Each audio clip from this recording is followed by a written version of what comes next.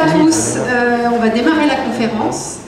Donc je m'appelle Fanny Devilliers, je travaille chez Veolia et j'ai le plaisir d'ouvrir cette 4e conférence de C, donc les conférences circulaires de la Fondation Veolia à la recyclerie. Merci à tous pour votre présence.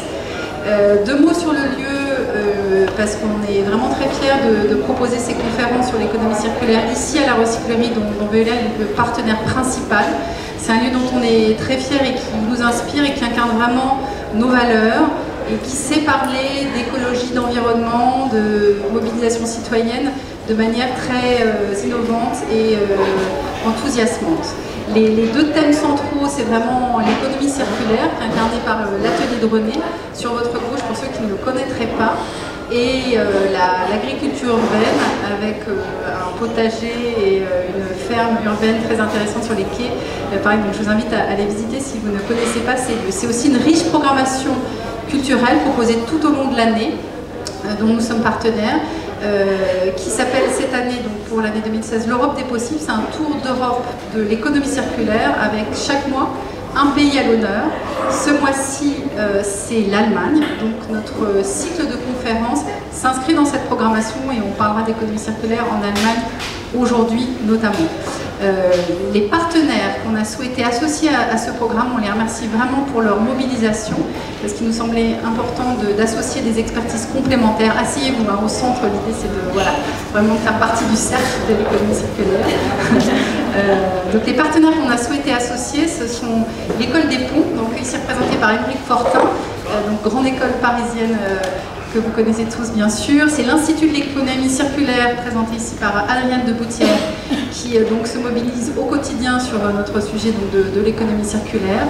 C'est aussi l'association internationale Climate, représentée par Bénédicte Niel, qui va animer également cette conférence. Et c'est évidemment Veolia qui prendra la parole, qui est très engagée sur ce sujet, qui est représentée ici par Amélie Rouvin. Voilà, le cycle de conférences, c'est 5 conférences dans l'année. Chacune sur un thème précis et à chaque fois avec un pays à l'honneur, le pays de la programmation de l'Europe des possibles. Donc l'Allemagne aujourd'hui et un thème, le climat.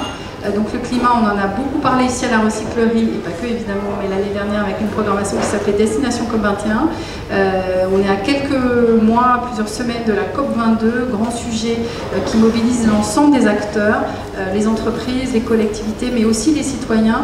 Et il nous paraît important donc, de mobiliser les étudiants, parce que ce cycle de conférences circulaire s'adresse vraiment aux étudiants, je voulais le dire, pour leur donner vraiment les clés d'une nouvelle économie plus responsable, qui tient compte des ressources et qui produit, consomme différemment. Donc c'est pour ça qu'on souhaite échanger avec vous aujourd'hui. La conférence, elle va se dérouler en 2 temps. Un premier temps de présentation par les experts ici présents et un temps de questions-réponses. Donc on vous invite vraiment vivement à nous poser toutes nos questions. La richesse, c'est vraiment de créer l'échange. Voilà, j'ai oublié de parler de la Fondation Ellen MacArthur, qui est également partenaire de cycle de conférences. On n'a pas d'intervenants aujourd'hui avec nous, parce qu'ils sont un peu plus loin, ils sont à l'île de Wight, mais on a un petit film puisqu'ils souhaitent vraiment se mobiliser à nos côtés sur ce sujet, c'est leur sujet aussi quotidien. Je vais laisser Bénédicte vous parler de Climate, le cœur de l'association internationale, c'est vraiment le climat, donc on pensait que c'était important qu'elle nous en dise un peu plus aujourd'hui sur ce que fait l'association et ensuite on démarre la conférence. Merci. Merci Fanny, donc je suis très heureuse d'animer cette conférence. C'est ma 2e animation des conférences de C, et en particulier cette conférence puisqu'elle se tourne autour de la thématique du climat liée à l'économie circulaire et que l'association que je représente ici, Climate, est également tournée autour du climat. Donc Climate, je vais en dire quelques mots, en effet, c'est un réseau de jeunes internationaux sur les thématiques du climat, c'est-à-dire c'est un laboratoire d'idées et d'actions.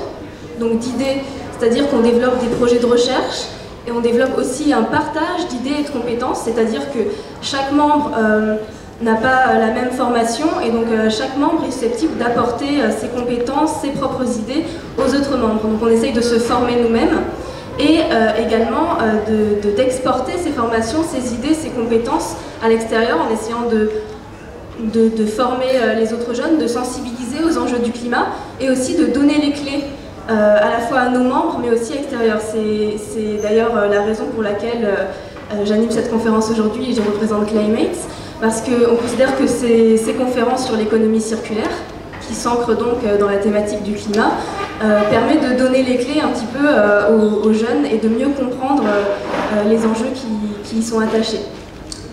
Et justement, à propos de donner les clés, on va essayer de vous mobiliser. Donc vous n'allez pas être des acteurs passifs de cette conférence, vous allez être des acteurs actifs. Donc vous allez chacun prendre les post-it qui vous ont été donnés sur vos sièges et vous allez écrire 2 mots, s'il vous plaît, essayez de rester concis, 1 ou 2 mots en majuscules si possible pour que ce soit bien lisible, sur 2 mots qui vous évoquent, qui représentent pour vous économie circulaire et climat. Qu'est-ce que le thème d'économie circulaire et du climat vous évoque en 2 mots? Ça nous permettra d'avoir une espèce de cartographie de vos pensées avant la conférence et de voir si cette cartographie de pensée, on va dire, si ce mind mapping a changé une fois que nos intervenants auront donné leurs idées et vous auront apporté leur expertise. Et pour, on va dire, solliciter votre créativité et vous inspirer pendant ce moment de mind mapping, il y aura un petit interlude musical. J'espère que ça vous inspirera. Voilà. Donc, j'accueille Mélodie.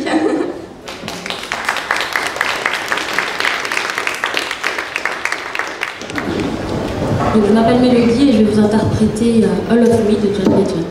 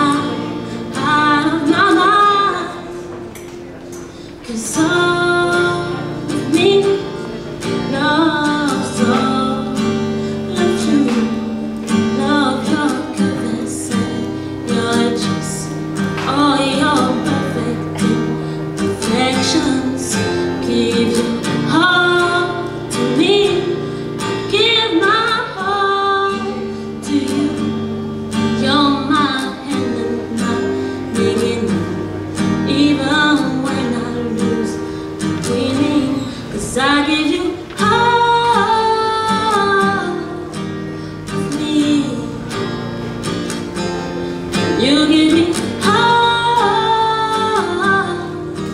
of you. Give me all of you. God on the devil we both showing how, risking it all through his heart. 'Cause all of me loves all of you. All your brothers and your edges, all your perfect imperfections. Give your heart to me, I give my heart to you. You're my hand and I begin. Even when I lose, winning, 'cause I give you all of me. You give me all of you. And I give you all of me. And you give me all of you.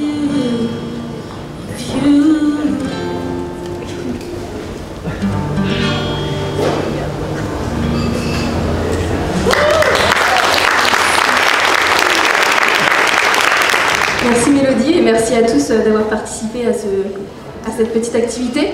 Vous allez voir que ce sera utilisé après les interventions et ça alimentera notamment les réflexions et la partie questions-réponses pour laquelle vous serez encore une fois sollicités.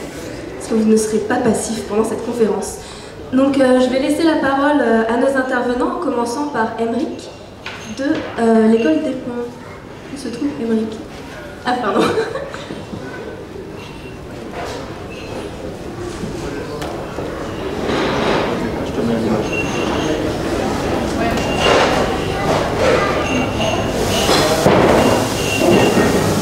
Merci, bonsoir à tous. Donc Émeric Fortin de l'école des Ponts et je vais vous parler en quelques minutes à la fois du changement climatique et... Non, c'est pas la même parce que du coup c'est mon ordinateur. J'ai une télécommande quelque part. Ah oui.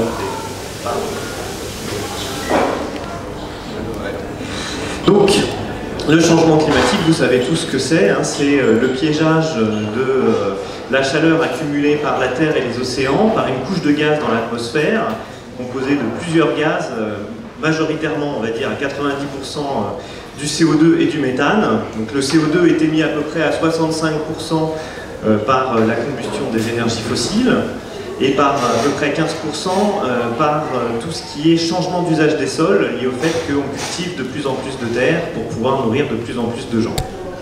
Le méthane, c'est à peu près 10% des émissions de gaz à effet de serre, essentiellement liées d'une part à la décomposition des déchets et d'autre part aux émissions liées à l'élevage.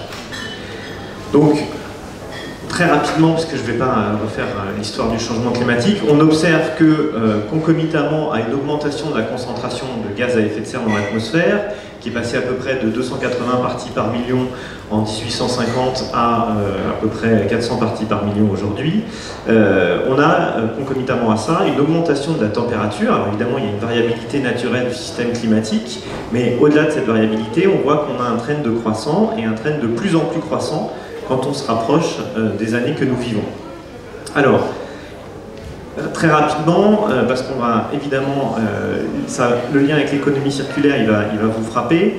Voilà, vous avez les différents secteurs qui produisent les gaz à effet de serre, et donc le secteur de l'énergie est le producteur, le premier émetteur de gaz à effet de serre, et donc tout ce qu'on va faire avec l'économie circulaire comme récupération d'énergie sur les process, comme production de biogaz à la sortie des déchetteries, et bien tout ça, ça va être autant de gaz à effet de serre en moins. Alors certes, le secteur de l'énergie produit en fait pour d'autres secteurs, et donc derrière le secteur de l'énergie, vous retrouvez l'industrie qui consomme cette énergie et les bâtiments.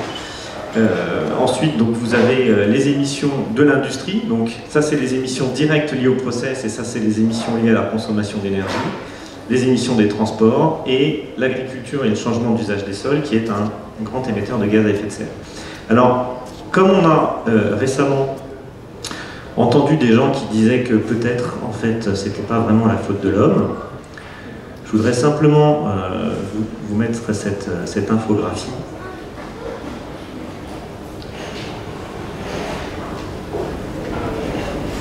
Voilà, alors cette infographie, elle vous présente tous les facteurs qui influent sur le climat. Donc là, ce sont les températures observées. Ça, ce sont les températures qu'on aurait dû observer s'il y avait simplement eu une variation des températures liée au changement de l'activité solaire. Parce que c'est vrai, l'activité solaire, elle n'est pas constante dans le temps. Mais on voit qu'en l'occurrence, sur la période dont on parle, c'est-à-dire depuis la fin du 19e siècle, l'activité solaire n'a pas été constante, mais en trend, il n'y a pas d'impact sur les températures qu'on aurait dû observer. Autre facteur, est-ce que c'est à cause des volcans qu'on a une augmentation de la température? Bah, non, là aussi, l'activité volcanique, elle n'est pas neutre, elle impacte le climat, mais on voit aussi qu'en trend, il n'y a pas d'impact particulier sur le climat, sur la période qu'on considère. Est-ce que c'est les autres facteurs naturels, donc changement d'orbite de la Terre, qui aussi modifie un peu le climat? Bah, on voit que quand on combine tous les facteurs naturels qui impactent le climat, il y a bien une variation, qui explique d'ailleurs que le climat n'est pas constant tous les ans, mais on voit qu'il n'y a pas de trend de croissance liés aux facteurs naturels. Donc ce ne sont pas les facteurs naturels qui peuvent expliquer l'augmentation des températures observées. Voilà, merci de nous avoir interrogé là-dessus, mais on y avait pensé tout seul. Et donc, en fait, lorsqu'on ajoute les activités humaines, on voit que le changement d'usage des sols est plutôt impactant un petit peu à la baisse. On a une augmentation des puits légères, des puits de carbone. Je vais assez vite parce que j'ai pas beaucoup de temps et que je vais pas parler que de changement climatique. On voit qu'on a une émission d'aérosols qui entraîne un léger réchauffement. Et puis, non, pardon, c'était les émissions d'ozone. Les aérosols, au contraire, refroidissent l'atmosphère. Et enfin, vous avez donc les émissions de gaz à effet de serre qui expliquent plus que la température observée, puisque c'est combiné avec l'effet négatif des aérosols. Et donc, on a bien besoin, effectivement, de l'activité humaine pour expliquer l'augmentation des températures observées. Alors certes, on est ici dans de la corrélation, qui n'est donc pas de la causalité. Tous les phénomènes ne sont pas compris puisqu'ils sont éminemment complexes, parce qu'on parle d'interaction climat, océan, atmosphère, etc. Donc c'est des phénomènes éminemment complexes. On comprend certaines choses, et puis d'autres choses sont simplement de la description statistique. C'est ce que je viens de vous faire, c'est de la description statistique. C'est-à-dire j'isole des phénomènes et j'essaye de regarder s'il y a des corrélations entre eux, mais ça n'empêche pas qu'il y a une forte convergence entre la partie physique qu'on comprend et la partie physique qu'on essaye d'expliquer statistiquement pour penser que c'est bien les activités humaines qui influent sur le climat. Alors, une chose est sûre, c'est que du coup,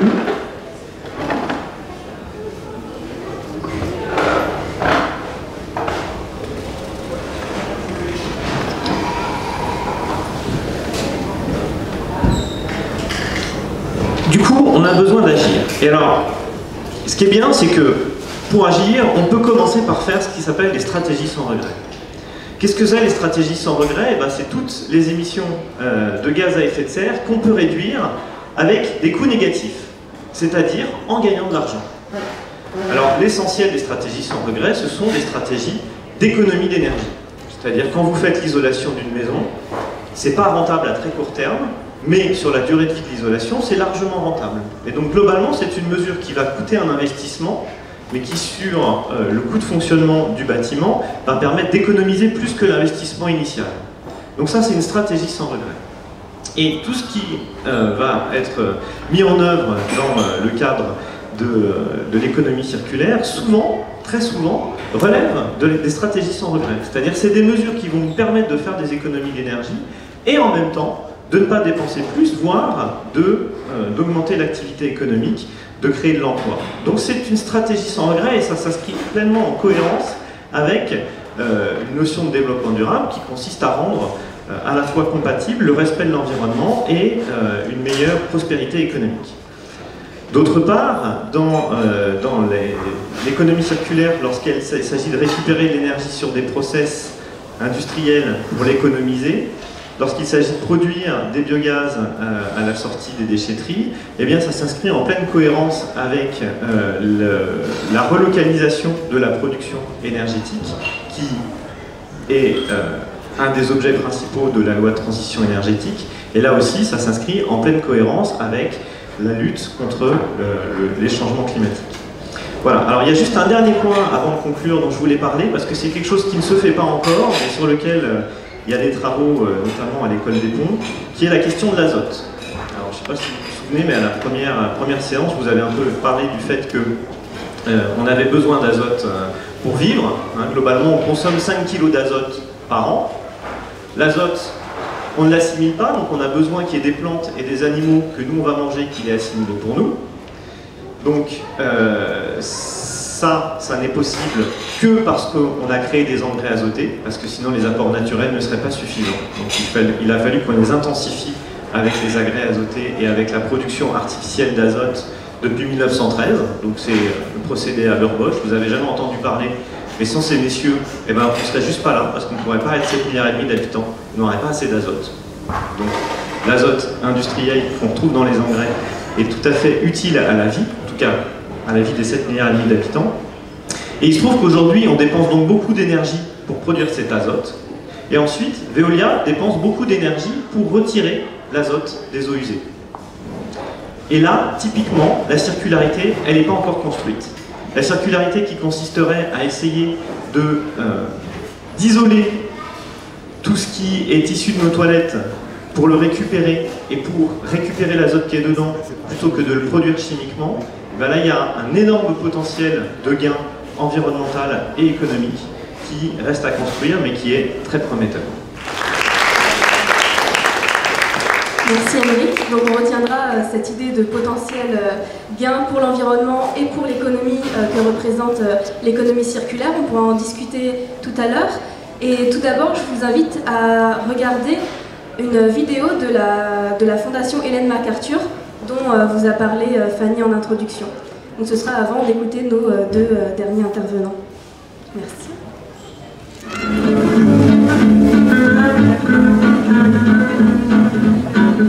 Bonjour, je m'appelle Aurélien, je suis analyste de recherche de la Fondation Ellen MacArthur.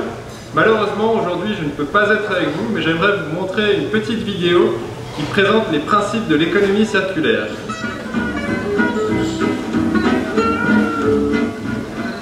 Les systèmes vivants existent depuis plusieurs milliards d'années. Dans le cycle naturel, il n'y a pas de décharge. Les matériaux y circulent. Les déchets d'une espèce constituent la nourriture d'une autre. L'énergie provient du soleil. Les organismes se développent et meurent. Les nutriments retournent simplement à la terre. Et ça marche. Pourtant, nous autres humains avons adopté une approche linéaire. On prend, on fabrique et on jette. Un nouveau téléphone sort, hop, on jette l'ancien. Notre machine à laver déclare forfait, alors on en achète une autre. Chaque fois que nous faisons cela, nous puisons dans des ressources limitées et produisons des déchets toxiques. Ça ne peut tout simplement pas fonctionner sur le long terme. Alors, où est la solution? Si nous acceptons que le modèle naturel fonctionne, pouvons-nous changer notre façon de penser, de manière à adopter une économie circulaire? Commençons par le cycle biologique. Comment nos déchets peuvent-ils construire du capital naturel plutôt que le dégrader? En repensant la conception des produits et de leurs composants, ainsi que leurs emballages. Nous pouvons produire des matériaux sains, compostables, qui serviront d'engrais. Résultat, aucune ressource n'a été perdue dans le processus. Alors qu'en est-il des machines à laver, des téléphones portables, des réfrigérateurs? On sait bien qu'ils ne sont pas biodégradables. C'est là qu'intervient l'autre idée importante. Il s'agit de faire circuler les métaux, les polymères et les alliages, de façon à ce qu'ils conservent leur qualité et continuent à être utiles au fil de leur vie dans différents objets. Et si les produits d'aujourd'hui devenaient les ressources de demain? D'un point de vue commercial, c'est tout à fait sensé. À la place de la culture jetable à laquelle nous nous sommes habitués, nous adopterions un modèle de régénération, où les produits et leurs composants seraient conçus pour être désassemblés et recréés. Une solution serait de revoir notre conception de la propriété. Et si nous ne possédions pas véritablement nos produits? À la place, nous pourrions les louer aux fabricants. Maintenant, mettons ces deux cycles ensemble.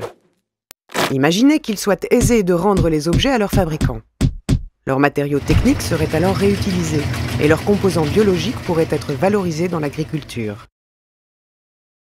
Et imaginons que ces objets soient produits et transportés à l'aide d'énergies renouvelables. Nous aurions alors un modèle prospère sur le long terme. Et la bonne nouvelle, c'est qu'il y a déjà des entreprises ayant adopté cette façon de procéder. Mais une économie circulaire, ce n'est pas l'affaire de fabricants ou de produits isolés. Pour que le modèle fonctionne, il doit s'appuyer sur un réseau d'entreprises interconnectées, formant une infrastructure. L'énergie a également une grande importance. Il s'agit ni plus ni moins de la refonte du système. De nouvelles perspectives et horizons s'ouvrent à nous, plutôt que de subir les limitations du présent. En combinant créativité et innovation, nous pouvons réellement repenser et redessiner notre avenir.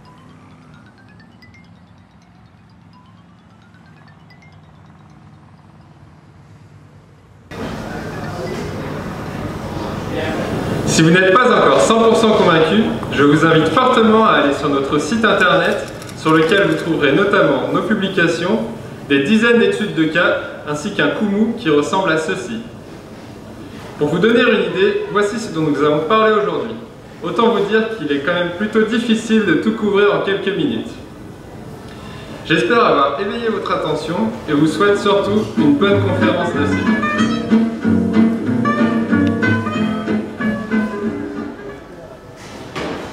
Voilà, donc j'espère que vous avez appris quelques clés à propos de l'économie circulaire grâce à cette vidéo. Notamment le fait que l'économie circulaire, c'est la tentative de rendre compatibles nos modes de vie actuels avec le long terme. Et entre autres, pour permettre cette compatibilité, il y a le fait de considérer les déchets comme les ressources de demain. Il y a vraiment ce message dans la vidéo qu'on retrouve également d'ailleurs dans vos post-it. Il y en a au moins 2 d'entre vous qui ont donné le mot ressources comme évocateur à propos de l'économie circulaire.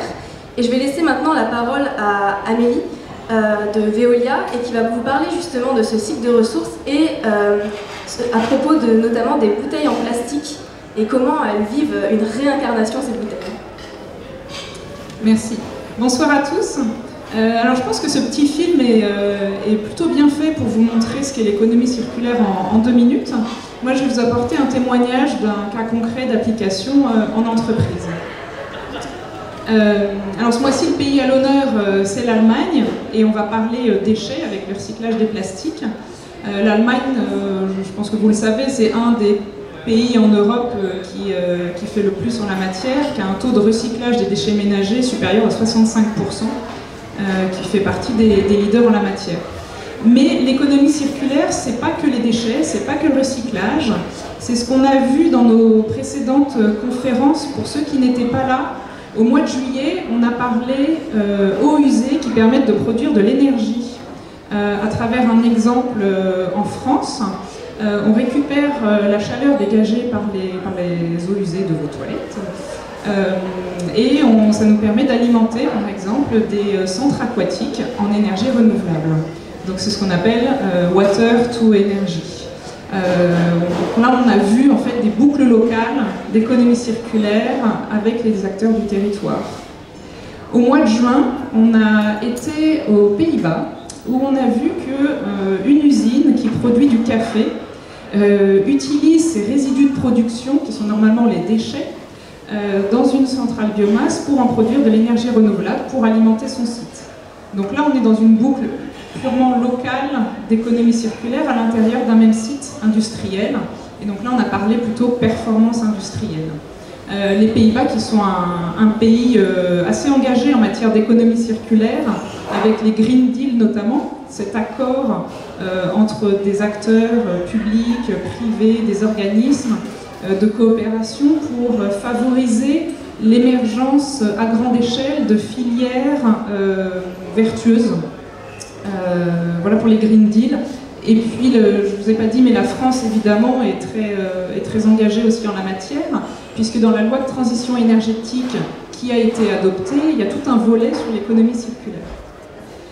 Et le dernier pays que nous avons vu, c'était le premier au mois de mars, on est allé en Angleterre, et on a vu qu'on savait valoriser les métaux précieux qui sont récupérés des poussières de rue.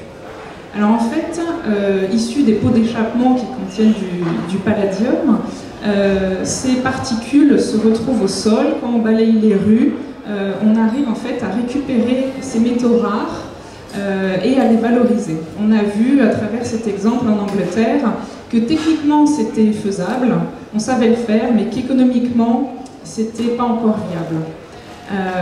Et l'Angleterre notamment a fait d'énormes progrès en taux de recyclage depuis 10 ans, grâce notamment à une taxe qu'a mis en place le gouvernement sur l'enfouissement des déchets. C'est cette incitation législative qui a permis de favoriser le développement du recyclage, ce qui n'était pas le cas il y a 15 ans en Angleterre. Voilà, donc on voit à travers ce tour d'Europe que nombreux acteurs se mobilisent. On pourrait aussi parler en dehors de l'Europe du Japon ou de la Chine, qui a une loi depuis plusieurs années, donc précurseur également. Pour vous parler déchets et recyclage, alors qu'est-ce que l'économie circulaire? C'est l'optimisation de l'usage des ressources pour en prélever le moins possible sur la planète. Donc intervient le recyclage et la valorisation des déchets qui à la base est une pollution et on la transforme en gisement, en ressources. En quoi le recyclage permet d'éviter des émissions de gaz à effet de serre? C'est parce que ça nous permet d'éviter l'extraction de matières fossiles et de pétrole qui est à la base composé du plastique. Et l'extraction du pétrole, c'est une activité extrêmement émettrice de gaz à effet de serre. Je ne sais pas si vous savez que 8 à 10% de l'énergie mondiale provient des activités extractives d'énergie fossile.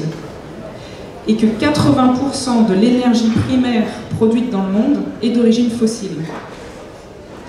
Donc on voit là tout le potentiel qu'il y a à valoriser les déchets pour nous aider dans ce changement de source énergétique au niveau mondial. On l'a vu avec la COP21, la communauté internationale s'est engagée à limiter la hausse de la planète à 2 degrés Celsius, et le GIEC, le groupement international d'experts sur le climat, a calculé que pour atteindre cet objectif de limiter à 2 degrés le réchauffement de la planète, ça nécessite qu'il faut laisser 80% des ressources fossiles dans le sous-sol. Il faut abandonner et arrêter de toucher à 80% des ressources fossiles et les laisser dans le sol.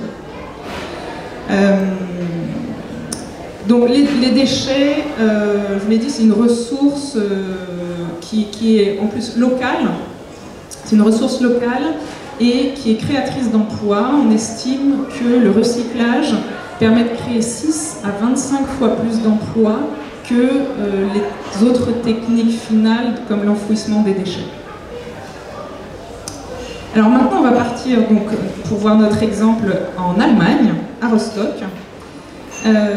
Savez-vous que le recyclage des bouteilles plastiques en nouvelles bouteilles plastiques est en fait assez rare? En général, on recycle les bouteilles plastiques en polaire, en jouets, en peluche, en t-shirt, toutes sortes de choses. Mais en fait, il y a beaucoup de contraintes pour recycler des bouteilles plastiques en bouteilles plastiques, des contraintes sanitaires notamment. Il y a peu d'usines de ce type qui le font en Europe.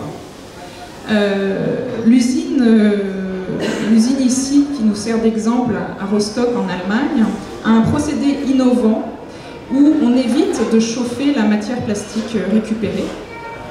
Au lieu de cela, on trie à la source par couleur, on lave par un procédé de friction et ensuite on va mettre en balle pour pouvoir alimenter derrière les fabricants qui utilisent cette matière première secondaire, comme on l'appelle, pour leurs produits. Sur cette usine, c'est 1 milliard de bouteilles plastiques qui sont recyclées par an. ce qui économise 31 000 tonnes de pétrole, soit l'équivalent de 113 000 tonnes d'émissions de CO2 évitées. Ça correspond à peu près aux émissions de plus de 20 000 Français. Voilà. Alors, vous allez me dire pourquoi il n'y a pas plus de recyclage, pourquoi c'est pas plus développé, notamment le recyclage des bouteilles plastiques. Alors en Allemagne ça fonctionne plutôt bien parce qu'il y a un système de consigne en fait. Les bouteilles de soda par exemple sont consignées. La contrainte première c'est donc de collecter le flux, le gisement de déchets et pouvoir ensuite le transférer vers les centres de traitement appropriés pour le recyclage. Donc d'une part il faut avoir suffisamment de déchets triés par tous les acteurs, les citoyens et les acteurs économiques. Par exemple, lors de la COP21, sur notre stand, on a une personne de Coca-Cola qui est venue et qui nous a dit on aimerait mettre encore plus de matière recyclée dans nos bouteilles plastiques, mais on fait face à un souci d'approvisionnement. On ne trie pas encore assez. Là, c'était en France, en l'occurrence. D'autres contraintes, c'est que, évidemment, vu que c'est un usage alimentaire, il y a des contraintes sanitaires extrêmement draconiennes et il faut surtout assurer un approvisionnement de qualité suffisante. Les déchets qu'on récupère ne sont jamais les mêmes d'une saison sur l'autre, la consommation évolue. Donc c'est ça l'inconvénient. Avec un autre facteur important aussi, c'est que le plastique recyclé voit son prix indexé sur le prix de la matière vierge et non pas, et calcule pas en fait le coût total de production de ce plastique recyclé. Donc ça nécessite encore des réglementations ou des incentives pour favoriser financièrement le plastique recyclé par rapport à du plastique vierge issu de pétrole, donc d'énergie fossile.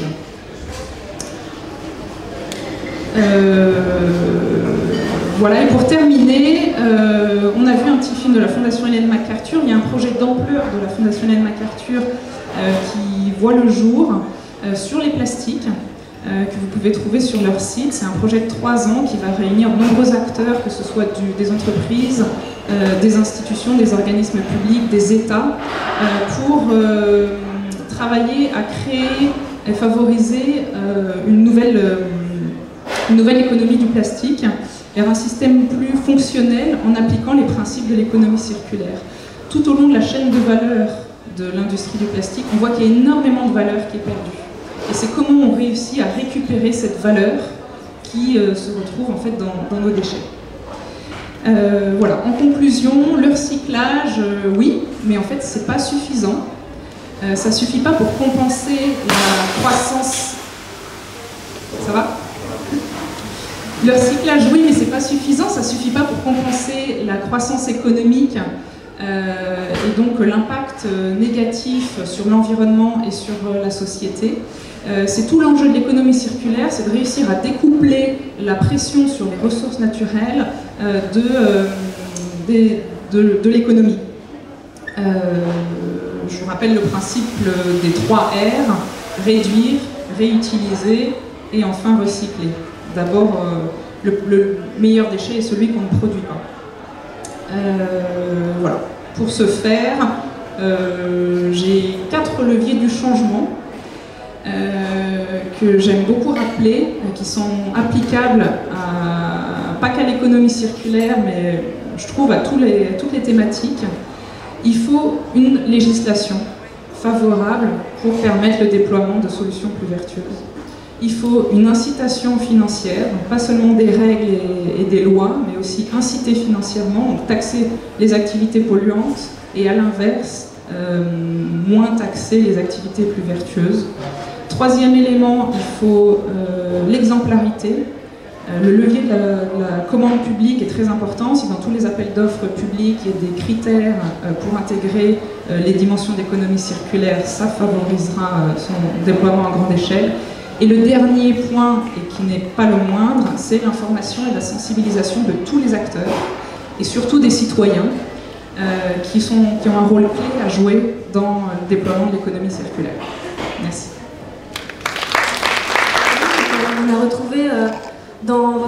mention beaucoup des valeurs qui ont été notées d'ailleurs dans votre première prise de notes sur les post-it.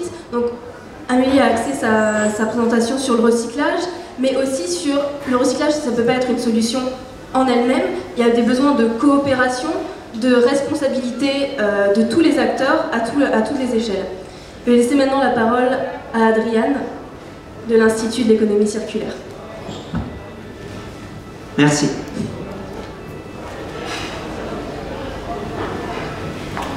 Donc moi je vais vous présenter l'étude de l'Institut de l'économie circulaire sur la thématique de l'économie circulaire au service du climat.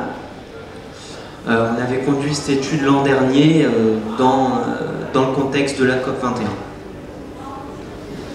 Donc le but de cette étude, c'était vraiment, après avoir fait un constat, de proposer des choses, des mesures qui puissent être mises à l'agenda des solutions de la COP21. Donc l'agenda des solutions, c'est les mesures concrètes qui doivent être mises en œuvre par les acteurs de la société civile pour pouvoir atteindre les objectifs fixés. Donc voilà, dans un premier temps, je vous montre ce tableau qui répertorie en fait l'évolution des émissions de gaz à effet de serre entre 1990 et 2010 selon deux approches. Une approche territoire, donc c'est-à-dire les émissions de gaz à effet de serre qui ont été mises en œuvre en France, par exemple sur un territoire, et une approche empreinte ou consommation, donc là qui va représenter les émissions du territoire moins toutes les émissions qui sont liées aux biens exportés, plus les émissions liées aux biens importés. Et ce qu'on constate, c'est qu'effectivement, on a réussi, on a respecté l'accord de Kyoto, si on considère cette approche territoire qui est retenue au niveau international, mais que si on considère l'approche consommation, donc les émissions liées à l'ensemble des biens que nous avons consommés, nous, les émissions ont en fait augmenté. Donc voilà, ce tableau c'est la reprise du graphique précédent, que ce soit dans l'Union européenne ou en France, les émissions de CO2 et d'émissions de gaz à effet de serre en général ont diminué sur le territoire français, mais en fait elles ont augmenté lorsqu'on considère la consommation des Français ou même des Européens. Ça, qu'est-ce que ça nous dit en fait ? Ça nous dit clairement que la réduction des émissions de gaz à effet de serre qu'on a eues sur le territoire, c'est lié à la tertiarisation de l'économie en fait. C'est les émissions qu'on a continué à accumuler, elles ont juste été délocalisées avec l'activité industrielle. Qu'est-ce que ça nous dit aussi? Ça nous dit que ce qu'il est nécessaire d'avoir, c'est une approche intégrée sur l'ensemble du cycle de vie, sur l'ensemble du cycle de vie des produits, depuis la production, depuis l'extraction de matière, jusqu'à la gestion de la fin de vie, en passant par la production, le transport, la distribution, etc. Alors, en quoi l'économie circulaire, ça peut être une solution? Ça, les intervenants précédents l'ont déjà bien dit, donc je ne vais pas trop revenir dessus. Vous avez ce schéma qui a été un peu expliqué en fait au niveau dans la vidéo de la Fondation Ellen MacArthur. Un aspect à droite pour les ressources dites abiotiques, donc tout ce qui ne vient pas de la biomasse. Là, quelles sont les solutions éco-concevoir les produits à la base pour pouvoir derrière les réparer, les recycler, les réutiliser dans l'ordre. Plus les boucles sont courtes, en général, moins on va dépenser d'énergie pour valoriser la matière. Et au niveau des ressources biologiques, pareil, on va pouvoir valoriser en cascade ces ressources avec, si on a une agriculture durable, pouvoir avoir du retour à la terre, donc du compost, de la méthanisation, etc.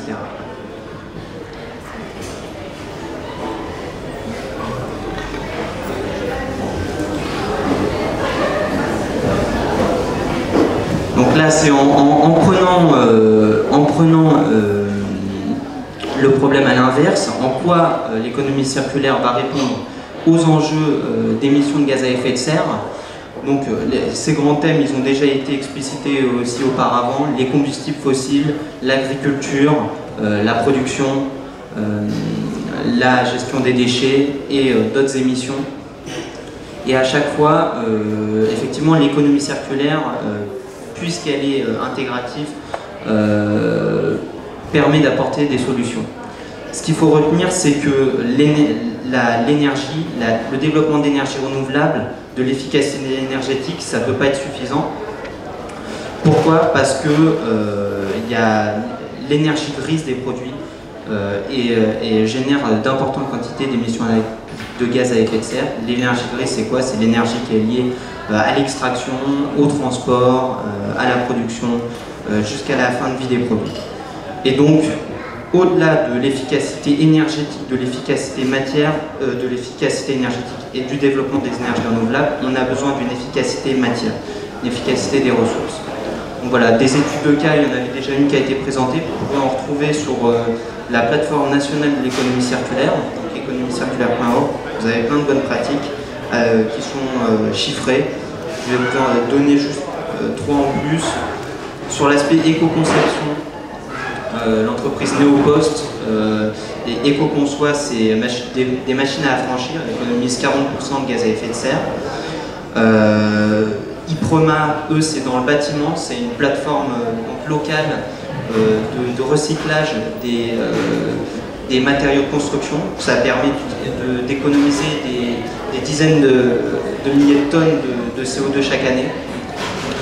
Dislob, une entreprise qui régénère des solvants, et pareil, ça permet d'économiser de nombreuses tonnes de dioxyde de carbone chaque année. Voilà, donc concernant la mise à l'agenda, ça a été un petit peu évoqué précédemment déjà, les solutions. Alors moi je rajouterais en premier développer les plateformes de coopération internationale sur l'économie circulaire, plus généralement sur la gestion des ressources, l'efficacité des ressources. À l'image de ce qui s'est fait au niveau climatique, au niveau mondial, on a besoin vraiment d'une forte coopération au niveau de l'efficacité des ressources, avoir des solutions. Il y a une alliance au niveau du G7 pour l'efficacité des ressources qui s'est créée, c'est pas suffisant puisqu'on a besoin d'inclure bien sûr les pays en voie de développement, on a besoin d'inclure les collectivités qui sont motrices. L'économie circulaire, je ne l'ai pas dit, ça a déjà été dit auparavant, ça s'inscrit dans une proximité, c'est quelque chose de très important, c'est quelque chose qui se met en œuvre à l'échelle locale. Adapter la fiscalité pour engager la transition vers l'économie circulaire, parce que la fiscalité c'est un levier, c'est peut-être sûrement le premier levier pour le changement de comportement. On a parlé des taxes sur l'enfouissement, il y a bien sûr la taxe carbone. La France a pris un objectif de 100 € par tonne de carbone à l'horizon 2030, donc c'est un signal fort qui doit être mis en œuvre ailleurs également. De manière générale, on étudie également de plus en plus les moyens de reporter la fiscalité qui pèse aujourd'hui très largement sur le travail vers les ressources, parce que c'est vraiment là qu'est la rareté aujourd'hui. Or, la fiscalité, ça a but d'agir sur la rareté. Enfin, enclencher des stratégies territoriales d'économie circulaire. J'en reviens à l'aspect territorial. L'économie circulaire, ça se met en œuvre au niveau local. Pour ça, on a des outils tels que la commande publique qui ont été évoqués, une commande publique circulaire, privilégier les produits qui sont respectueux de l'environnement, qui viennent de pas trop loin, ça c'est compliqué parce que ça s'oppose quand même au libre marché. On a l'écologie industrielle et territoriale, donc faire coopérer les entreprises d'un territoire entre elles pour économiser de la matière et de l'énergie en général. Les circuits courts au niveau alimentaire, ça se développe beaucoup et c'est quelque chose d'important. Et enfin, étendre les programmes de responsabilité élargie des producteurs. Donc là, c'est pour que les producteurs prennent vraiment, soient incités par la réglementation aussi à prendre en compte le cycle de vie de leurs produits. Voilà, et juste pour finir cette diapo, les bénéfices socio-économiques et environnementaux d'une économie circulaire. Ça, c'est une étude du Club de Rome, fin d'année dernière, sur 5 pays européens, donc restreint quand même au niveau périmètre continental, mais c'est assez intéressant de voir que effectivement c'est créateur d'emplois et ça permet de réduire les émissions de gaz à effet de serre. Donc ça, c'est un scénario qui associe efficacité énergétique, énergie renouvelable et efficacité matière. L'efficacité matière jouant un rôle important, je le répète. Voilà. On pense bien sûr à l'économie des énergies, l'économie d'énergie, qui ne se limite pas et donc à la réduction des émissions de gaz à effet de serre. Et cette réduction des gaz à effet de serre, elle ne se limite pas seulement à l'efficacité énergétique, mais aussi à l'efficacité de la matière et à la diminution de l'énergie grise par des circuits courts, par une inscription de l'économie dans un système de proximité, etc. Donc maintenant, je vais vous laisser la parole. Est-ce que vous auriez des questions pour l'un de nos 3 intervenants ?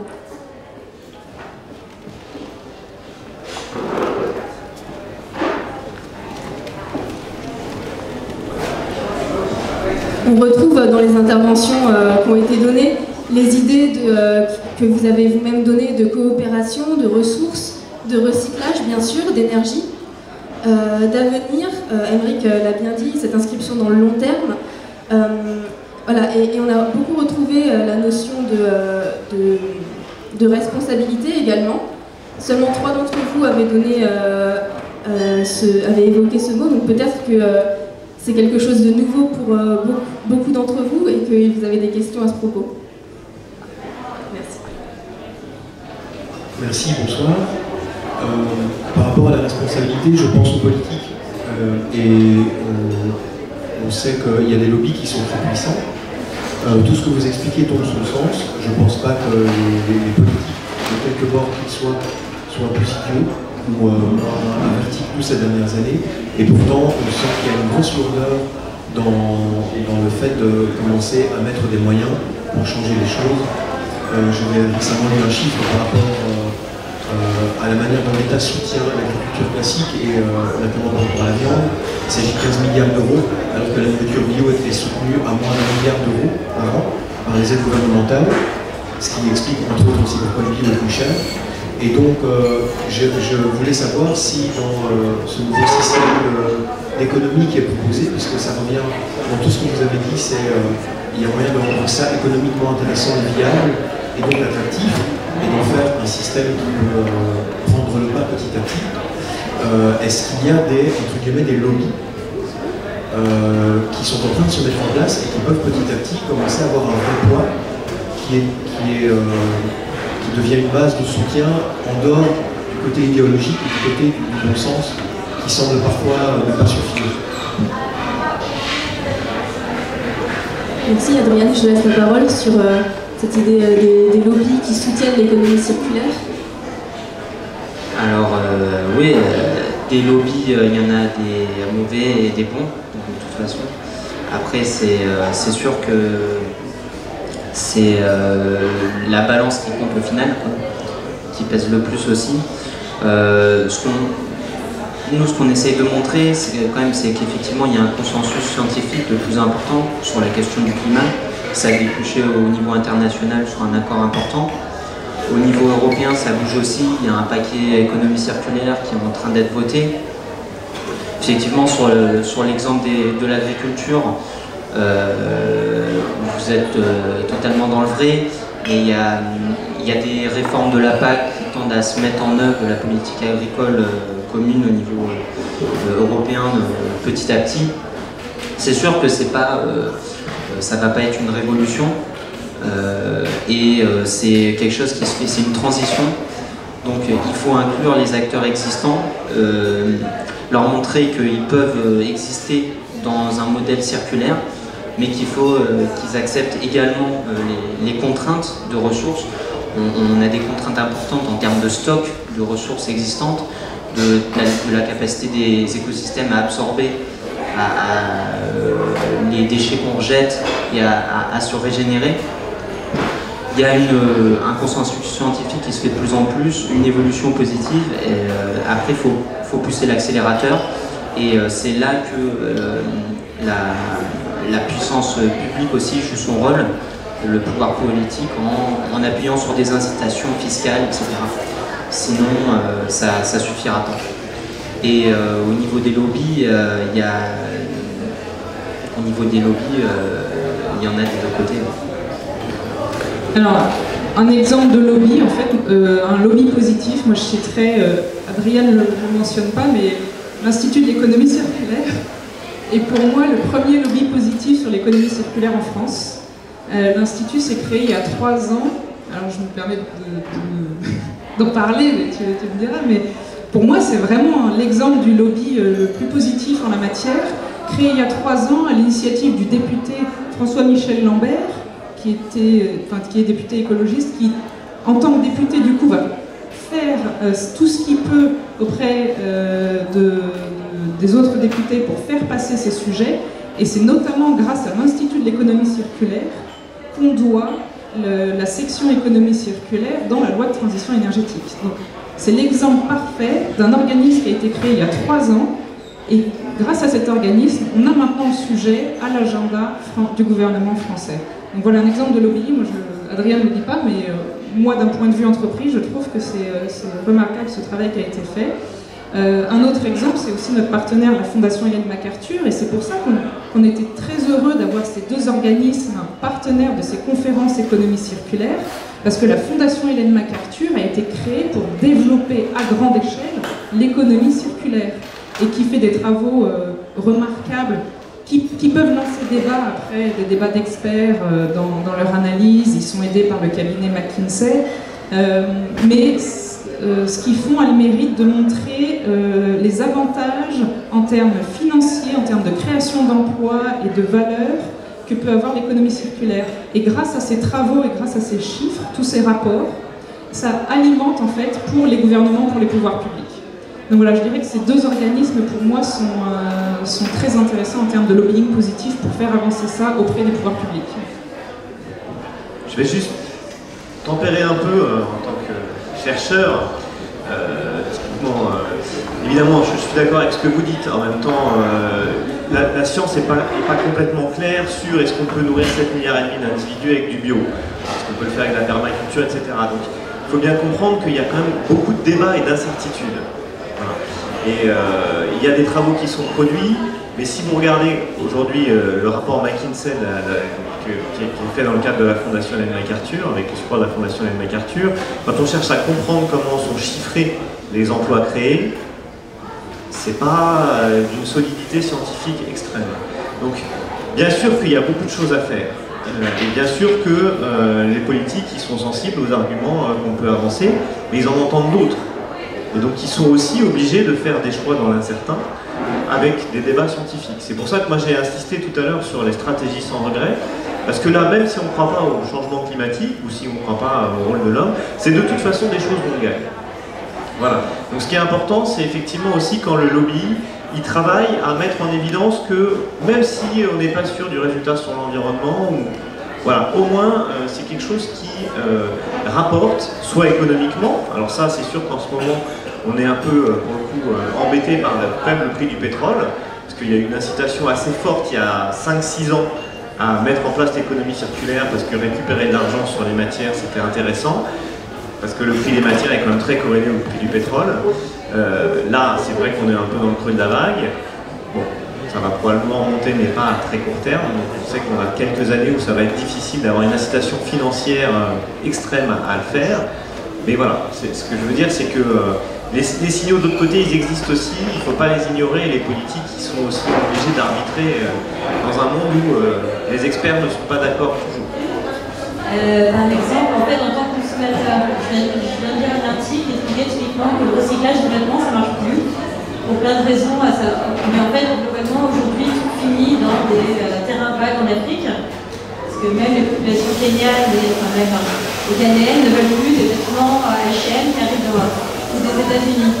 Et en fait, les gens, est-ce que c'est pas un peu un trompe-l'œil de se dire, regardez, c'est formidable, continuez à faire du shopping chez H&M, c'est pas un problème, on va recycler vos affaires. Et de la même manière, sur des consommations type prendre l'avion, type utiliser un iPhone, je pense qu'on a une idée assez faible de ce que ça représente réellement en termes de tout son environnement. Est-ce qu'il ne faudrait pas aussi pousser les gens en leur donnant des informations très claires? Par exemple, on va se dire, ah mais je mange bio, ça va, et je pars en week-end, je sais pas, c'est formidable, mais j'ai un mode de vie très sain et c'est très bien, alors qu'en fait c'est beaucoup plus, un impact beaucoup plus fort sur l'environnement que quelqu'un qui va faire toutes ses courses au premier prix chez Leclerc, ce qu'on appelle les moyens d'acheter bio, et ne prend jamais l'avion. Et qu'est-ce qu'on peut faire par rapport à ça pour que les gens prennent réellement conscience de toute leur action? Donc sur cette question de la responsabilité, pas seulement des politiciens, mais également des citoyens, quelles sont les clés qu'ont les citoyens en main pour agir dans le sens de l'économie circulaire? Émeric ? Il y a beaucoup vous pointez du doigt quelque chose de très important, il y a beaucoup de tentatives justement pour labelliser les produits sur leur performance environnementale, que ce soit de la performance nutritionnelle ou de la performance environnementale sur les aliments, de la performance environnementale sur les voitures, etc. Ce qui est compliqué en fait, c'est que ce qu'on aime bien, c'est avoir une note globale. Voilà. Le problème, c'est qu'on ne peut pas échanger de l'eutrophisation contre des gaz à effet de serre. Ça n'a aucun sens. Voilà. Et si on voulait vraiment faire des citoyens éclairés, il faudrait leur dire votre produit il a des émissions de gaz à effet de serre, mais il y a aussi de l'eutrophisation, il y a du prélèvement de ressources non renouvelables, et on commencerait à mettre des tableaux de bord qui sont illisibles. Alors on résume ça dans des scalaires, c'est peut-être mieux que rien, mais c'est quand même vraiment compliqué. Et on voit bien typiquement que quand on essaye de lutter contre les émissions de gaz à effet de serre, on fait du bonus-malus, et puis 5 ans après, on s'aperçoit qu'on a dieselisé un parc et qu'on a augmenté les émissions de particules fines.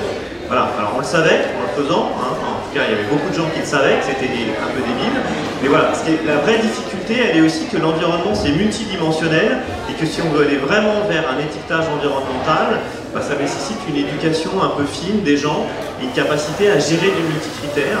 C'est déjà pas facile sur des gens éduqués en entreprise de convaincre sur du multicritère, alors le citoyen lambda, c'est compliqué.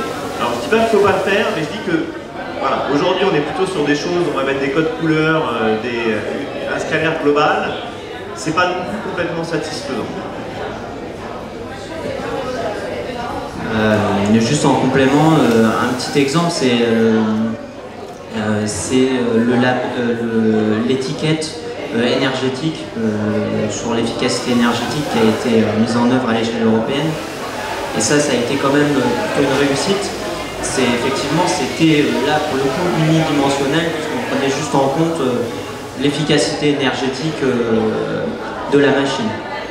Mais rapidement, on s'est aperçu que le consommateur, il avait cette vision-là, cette indication, et les machines les moins performantes ont rapidement disparu du marché en fait. Donc c'est quand même quelque chose de positif. L'information au consommateur est quelque chose d'important. Là pour le moment c'est vrai que c'est en général très limité au niveau purement énergétique, mais il y a des choses qui commencent à se faire. Le réemploi par exemple, la capacité à pouvoir faire réparer sa machine, à avoir des pièces de rechange dans les 10 ans, ça c'est quelque chose qui a été dans les 10 ans au moins, mais c'est quelque chose qui a été envisagé au niveau de la loi Hamon en France, au niveau de la loi consommation, et qui est encore très faiblement mise en œuvre en fait. Au niveau européen également, c'est en cours de préparation au niveau du paquet européen, d'inclure des choses d'efficience matière de plus en plus au niveau de produits. Mais après, effectivement, je rejoins cet aspect multidimensionnel qui rend complexe la labellisation vraiment des biens en général. Et pour compléter, 2 éléments dans votre question. Le premier, c'est sur la quantité de produits qu'on peut consommer et qui derrière devient des déchets et même qu'on envoie effectivement en Afrique et qui ne sont pas forcément valorisés. Donc oui, le premier point, c'est pas le recyclage. En amont du recyclage et du réemploi, c'est d'abord de réduire sa consommation. Parce que comme je vous l'ai dit, le recyclage ne peut pas compenser notre croissance de consommation. Donc ça, il faut bien se rendre à l'évidence que la première étape, c'est de réduire et de mieux consommer. Alors, sur comment mieux consommer derrière, effectivement, c'est extrêmement complexe. Parce que par exemple, le bio, on peut très bien consommer bio, mais d'un point de vue CO2 par exemple, le bio émet plus que du non bio, si on prend que le critère CO2. Mais le but, c'est de ne pas prendre que le critère CO2, c'est de prendre l'ensemble de l'empreinte environnementale. Là, on se rend compte que le bio a plus d'avantages.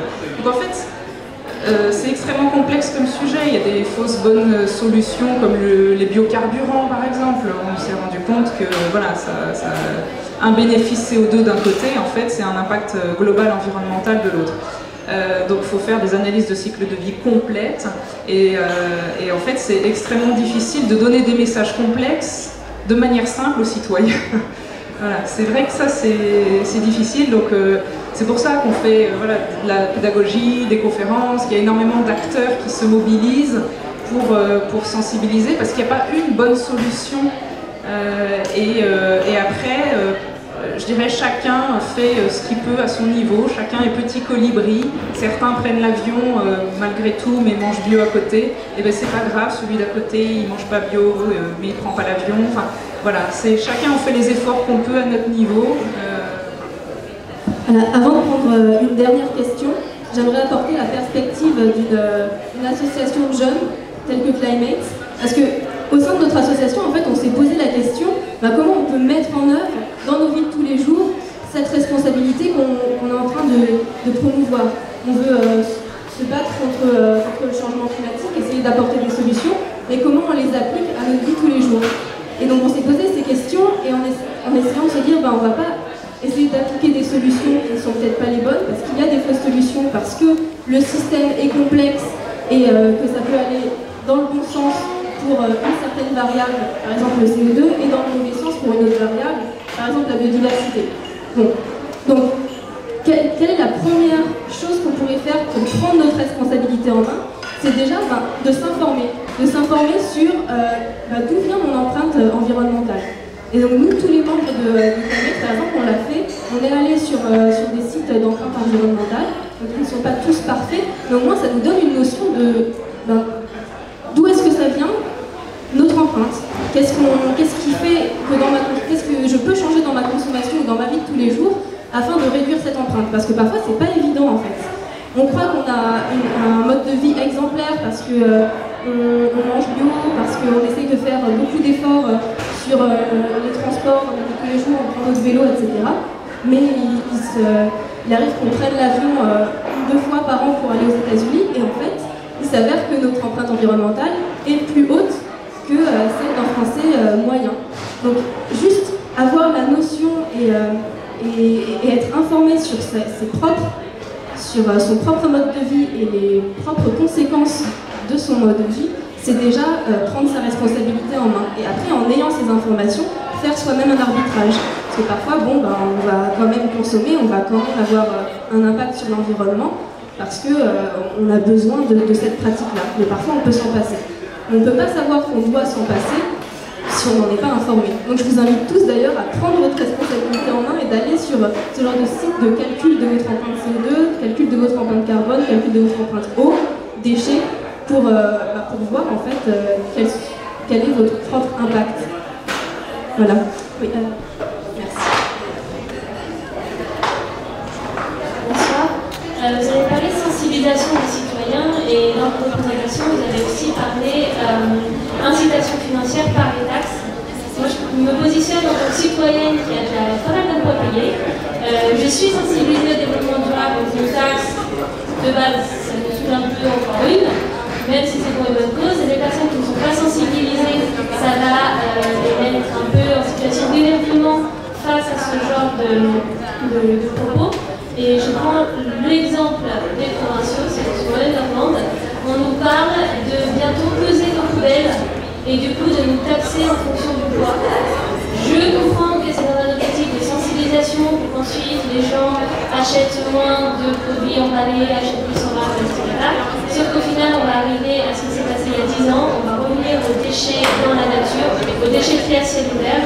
Et je prends l'exemple de la Normandie, ça fait plus de 5 ans que la préfecture de Normandie est ravie de pouvoir dire qu'il n'y a plus de déchets triés cellulaires. Et ils le disent haut et fort que si on met ça en place, on va revenir à la nature totalement désordonnée et pleine de déchets. Donc, est-ce que c'est bien, est-ce que c'est pas bien? Oui, il faut inciter les gens, mais peut-être pas financièrement, c'est quand même très très complexe. Et sincèrement, je pense que l'incitation financière, on en prend rapidement à bout. Par exemple, je pense qu'il faut rapidement payer. C'est pour ça que j'ai pas parlé uniquement de taxes. Taxes d'un côté, et à l'inverse, il faut que ce soit les vases communicants, alléger les solutions plus vertueuses. Pour consommer des produits écolos dans les supermarchés, il faut que le prix nous y incite. Et à l'inverse, mettre une taxe peut-être sur les sodas, tous les produits gras. Voilà. Le but, c'est qu'il y ait un allègement d'un côté et une taxe de l'autre pour inciter à réorienter la manière de consommer. Donc c'est pas juste une taxe, non, c'est un allègement pour favoriser les solutions plus vertueuses. Donc là, à partir du moment où il y a un bénéfice économique, ça va nous inciter. Sur les déchets au poids, parce qu'on fait ça chez Veolia, ça s'appelle la tarification incitative. Effectivement, là, ce que vous soulevez, ça peut être le risque que les gens mettent dans les poubelles des voisins ou mettent de manière sauvage. Ça se fait dans beaucoup de pays qui sont peut-être plus en avance sur le sujet et on est plus responsable. Ça se fait dans beaucoup de communes en France. On a des retours d'expérience plutôt positifs quand même sur le sujet. Si vous voulez, je pourrais vous en parler plus en détail. Et notamment, en fait, ça allège le prix pour les citoyens par rapport à la taxe sur les ordures ménagères qu'ils payent dans leurs impôts. Et certains trouvent ça pas juste de payer autant que les voisins alors qu'eux ils font le geste de tri. Donc le but c'est de récompenser ceux qui font le geste de tri en leur allégeant leurs taxes. Et à l'inverse de ce que vous dites, il y en a qui disent mais non, pourquoi je paierais autant que mes voisins qui eux font pas l'effort de trier. Oui, effectivement, ça dépend vraiment du système qu'on adopte et en particulier il y a beaucoup de travaux depuis une vingtaine d'années qui disent qu'effectivement les taxes environnementales sont inacceptables sociétalement si elles consistent à augmenter effectivement les recettes pour l'État. Donc il est vraiment important que ces taxes aient des formes de recyclage qui soient extrêmement transparentes. Alors, il y a la première forme de recyclage, c'est ça, c'est le bonus-malus, c'est-à-dire je taxe ce qui est mauvais pour l'environnement et dans le même secteur, je vais subventionner ce qui est bon pour l'environnement, ce qui fait que j'ai vraiment une taxe qui est incitative mais qui ne correspond pas à une surcharge pour le consommateur au final. Alors sur la redevance incitative, on a un problème malgré tout, qui est un problème social. C'est-à-dire qu'aujourd'hui, tout le monde ne paye pas la taxe d'enlèvement des ordures ménagères, et notamment les ménages les plus pauvres n'y sont pas soumis. Parce que c'est à travers l'imposition locale. Voilà. Et donc le problème, il est que justement, on a fait bénéficier à ces gens-là d'un service qu'ils ne payaient pas et qui a un impact environnemental. Aujourd'hui, dans une logique pollueur-payeur, on veut faire payer les gens pour les déchets résiduels. Il y a effectivement une question d'accompagnement social, parce que sinon, effectivement, il y a un problème pour les personnes en difficulté. Et donc, je vous disais, il y a beaucoup de travaux depuis une vingtaine d'années. Ces travaux, ils portent sur l'utilisation le transfert, en fait, de la fiscalité du travail vers l'énergie. En disant, on va mettre des taxes sur les énergies fossiles, et les recettes de ces taxes, on va les utiliser à baisser les cotisations sociales. Donc baisser le coût du travail. Donc on augmente le coût de l'énergie, on baisse le coût du travail. Tous les modèles économiques qui simulent ça, non seulement évidemment on arrive à réduire les émissions de gaz à effet de serre à travers ces incitations, mais en plus on arrive à une situation économiquement meilleure. C'est-à-dire qu'une fiscalité basée sur l'énergie plutôt que sur le travail, c'est évidemment une économie qui est plus intensive en emploi, qui est plus intensive en emploi peu qualifié, parce qu'aujourd'hui c'est sur l'emploi peu qualifié que la baisse des charges est la plus impactante en termes de recrutement. Et donc il y a cette possibilité, ça c'est une stratégie sans regret. Voilà. Et qui était à l'origine dans la loi sur la taxe carbone de 2009, qui n'a pas été mise en œuvre pour des raisons sociales, parce qu'on a dit oui mais on va taxer effectivement les plus pauvres sur la consommation d'essence. Et voilà. Et c'est vrai, et cette taxe elle va être immédiate, alors que l'impact sur l'emploi il ne va pas être immédiat, donc il y a un décalage, donc il y a effectivement vraiment des ajustements, et c'est très important. On ne peut pas dire juste ça marche sur le papier donc je le mets. Voilà. Donc il faut vraiment accompagner et incrémenter les choses pour que ça fonctionne bien, mais il y a des possibilités. Merci, merci à vous deux. On va clôturer ainsi cette 4e conférence sur l'économie circulaire qui se tournait principalement sur le climat et sur un cas d'étude qui était celui de l'Allemagne. Je vous remercie tous pour votre participation. On retiendra en tout cas, j'espère que vous retiendrez certains messages clés. sur l'économie circulaire, sur ce besoin de responsabilité qui s'applique à tous les acteurs, que vous retiendrez notamment mon petit message de responsabilité individuelle. Essayez d'aller voir quelle est votre empreinte. Je rappelle que c'était la 4e conférence du cycle, il y en a 5, et donc je vais laisser la parole à Fanny pour vous présenter la suivante, à laquelle j'espère vous revoir bien sûr. Merci. Merci Bénédicte. Merci à tous nos intervenants pour le partage sur ce sujet qui est, comme vous l'avez vu, un sujet très complet. On a parlé de climat aujourd'hui, on a parlé d'empreinte individuelle, mais on sait que le sujet d'économie circulaire il est très vaste. On parlera le 22 novembre prochain de développement économique. L'économie circulaire, c'est évidemment un sujet qui est là aussi pour créer de l'emploi, créer de la richesse locale dans les territoires. Donc c'est le 22 novembre à 18h30 ici, on vous donne rendez-vous. Et cette conférence, elle sera liée avec un festival proposé par la Fondation Ellen MacArthur qui s'appelle le Disruptive Innovation Festival, qui est proposé en ligne du 7 au 22 novembre, en ligne pour réunir l'ensemble de la communauté internationale sur l'économie circulaire. Donc on est vraiment dans une dynamique très constructive autour de ce très beau sujet, et le contenu sera proposé en ligne donc, sur le site de la Fondation et de ce festival. Vous avez sur vos fauteuils une petite carte postale aussi sur le site Living Circular, qui est un site dédié à l'économie circulaire. L'ensemble des contenus aussi des 5 conférences de ce cycle sont proposés en ligne avec un article qui est mis en ligne dans les jours qui suivent. Donc on vous donne rendez-vous le 22 novembre prochain. On vous incite à en parler à vos camarades étudiants, parce que le but c'est vraiment de fédérer un maximum de personnes et notamment de jeunes sur ce sujet-là. Merci à tous et merci à vous nos intervenants.